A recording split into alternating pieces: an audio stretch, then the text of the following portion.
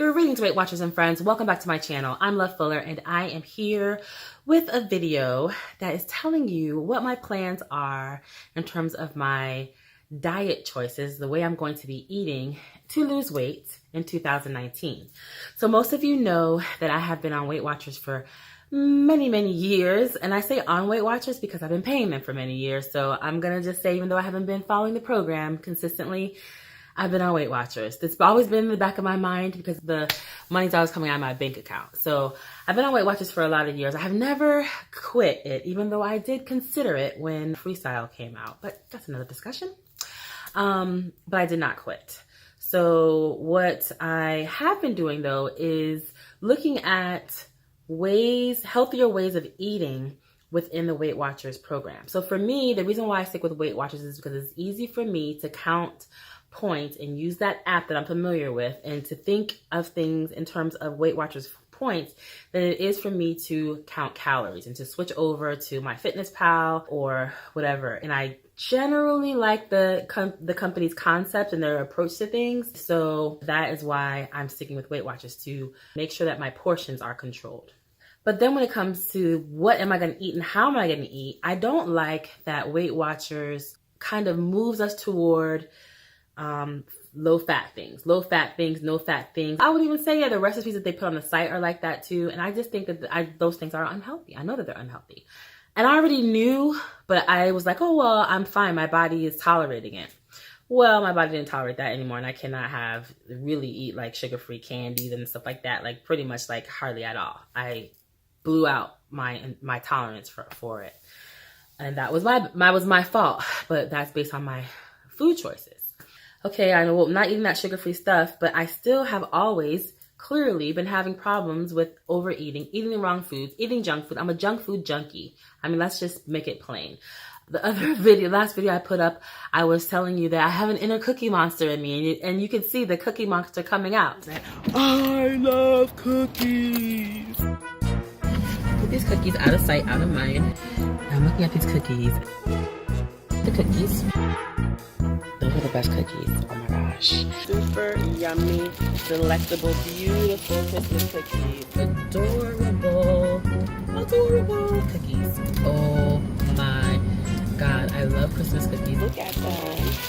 Oh my gosh. You come on Christmas Day. I'm like scheming to eat these cookies. Oh, these cookies. I don't know what I'm going to do. So I definitely have an issue with sugars.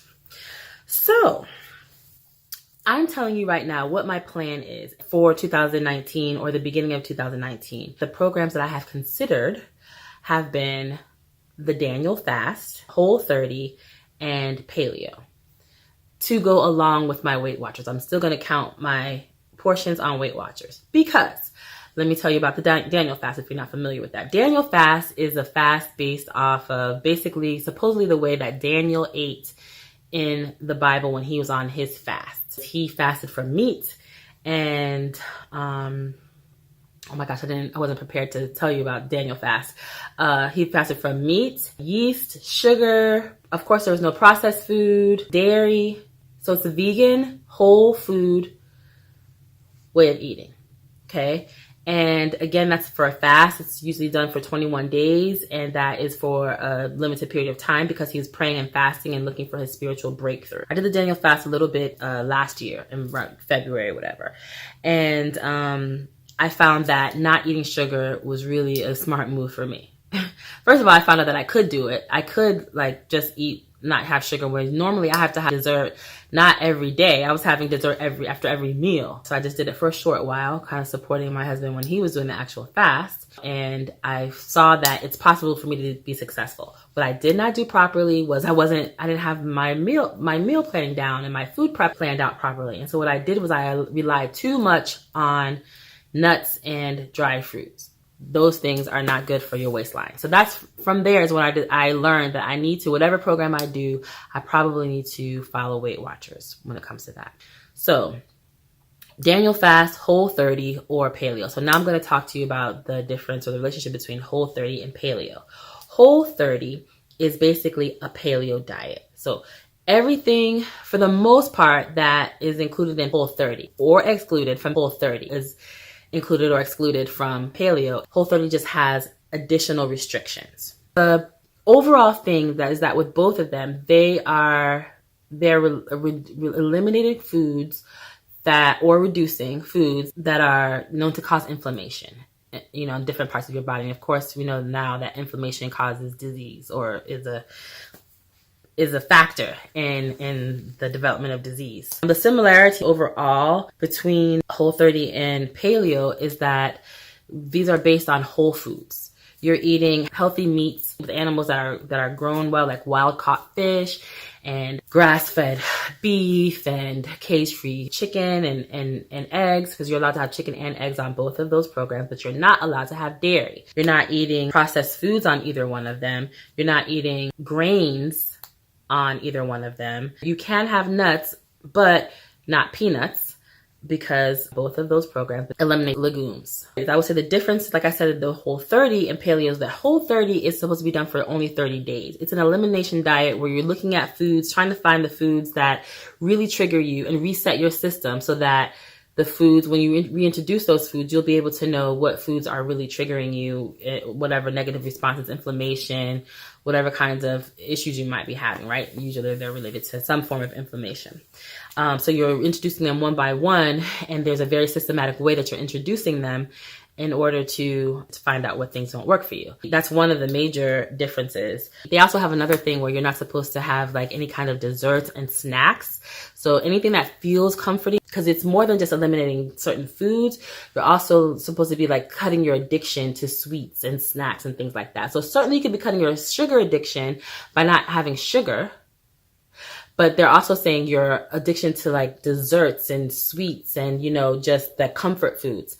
One thing about Whole30 is that you're supposed to be doing it perfectly for 30 days. And if you mess up, you have basically messed up the baseline of having like the really cleaned out system. You're supposed to start over again and start your 30 days over again. Paleo is not like that. It's not just a 30-day thing. It's a lifestyle.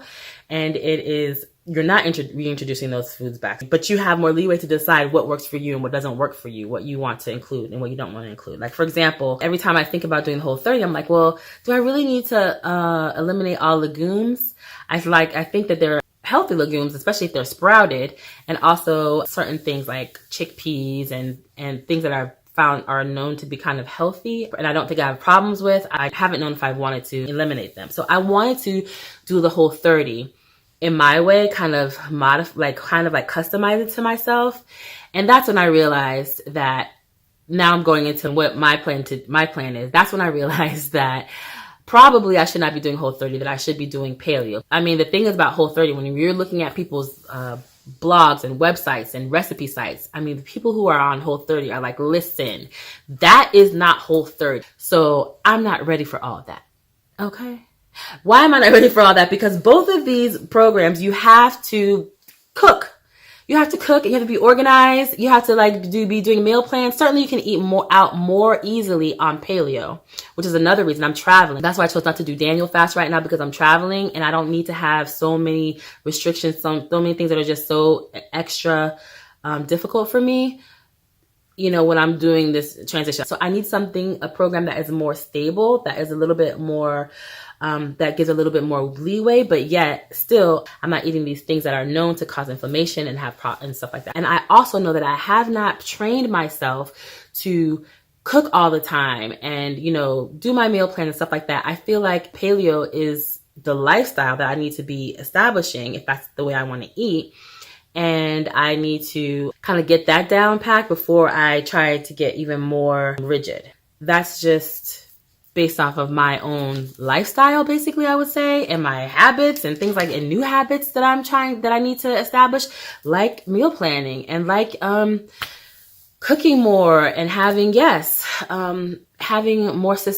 a more systematic, organized, orderly lifestyle. That is part of what I'm going to be focusing on in 2019, getting my house in order. And I will talk to you about that and the different houses in my life that I'm going to be getting that I'm going to be getting in order and how I'm going to do that. And this video started with what my food plan is going to be. I got to run because this video is getting long, But I will be talking to you about this more as we go along. You'll be seeing what I'm going to be eating, and I'm going to be talking to you about it more. But I just wanted to give you the heads up. I know I've mentioned different things: Daniel Fast, Whole30, and Paleo. I decided to go with Paleo for now. For now, I do plan to probably revisit both of them in the future, and then also in my videos for Paleo, when things are Whole30 approved, I will for the most part be telling you that. For example, I have 4 grocery hauls coming up. I have a farmer's market grocery haul, a Trader Joe's grocery haul, Walmart grocery haul, and a Publix grocery haul.